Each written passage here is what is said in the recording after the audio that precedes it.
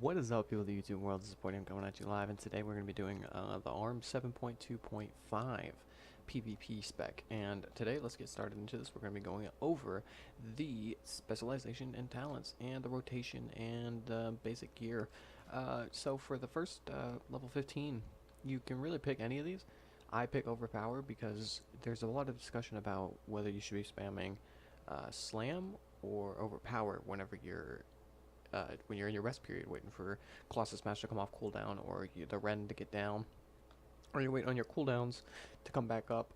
This is the way I do it. I pick Overpower just because it gives me something else to spam. So I will go over all the other talents in other builds, but for this one I picked this one. Overpowers the enemy, causing 143,000 physical damage, cannot be blocked, dodged, or parried. That's why sometimes it can be better than Slam, is because of the extra stuff. Okay, for level 30 talents, you could pick any of these. Most of the time, I've been playing around with Double Time and Stormbolt. This is more of a tanking. I picked Stormbolt just because the matter of fact of that when you use your intimidating shout, then in arenas, they're mostly always using the medallion to get out of it. So with Stormbolt, I also have another one, so I use Stormbolt a lot. For the level 45 talents, you could actually do for what I've been saying, it's a trauma and focused rage, or it's either trauma and deadly calm or trauma and focused rage. But I use Rend just for another bleed, because whenever somebody you get polymorphed, you're still hitting them, so your numbers don't look like really crappy, because I'm all about the numbers. I don't want the numbers being lower. You could also pick Avatar in a sense, because then you could do Avatar and Focus Rage, and those two would go great together. Level 60, only one you should be picking is defensive stance. That's you have to do, because whenever you're the last one and you're versus 2 and the other one's like at 20% health, you defensive stance into it and you can win it. This is a good one. 75 is a little bit of a difficult one to pick because Whirlwind and Trauma, that's what it is, Whirlwind and Trauma. That'd be really good combo together. But for arenas, you're mostly only doing 2s and 3s, so you're not going to have that big of a gap in between to use for AoE.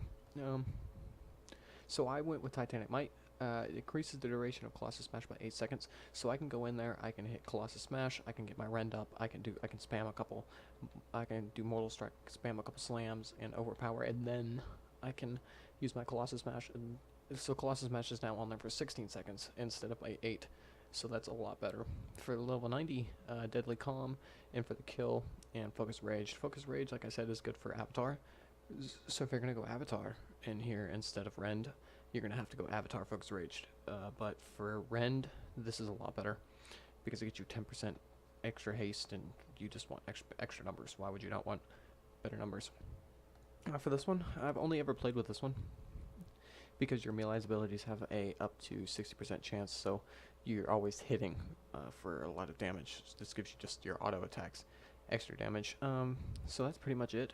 Remember, if you don't want to go all of this, you can go Avatar Focus Rage, or you can go Fervor of Battle and Trauma, and if that's what you want to do. So the basic rotation is you want to charge in there, and then you want to hit Colossus Smash, the Rend, and then now you have Colossus Smash proc again, so you get to use that. And you want a Mortal Strike, and then you want to throw a couple of slams in there. Yeah, I died almost there because I was trying to go slow and explain it. And then whenever that happens, you would hit Spell Reflection or Defensive Stance. That's when you switch into your defensive stance, and then you're using a one-handed anyway. So you have a shield, and then you're still doing the same damage pretty much, but you have the shield also. So it's like for the little game situations where you need to do that, and you also need to be keeping up hamstring on them for whenever they try to run away, heroic leap or something like that. And then you want to also interrupt. Don't forget about your interrupts and Victory Rush. Victory Rush is a lifesaver if you're doing a 1v2 and you need to have a Victory Rush up. Cleave, that's one of the abilities I need to be using a little more. From all that, I don't pay attention to Cleave. I always forget about Cleave. So that's about it. Heroic Throw, that's also a good one.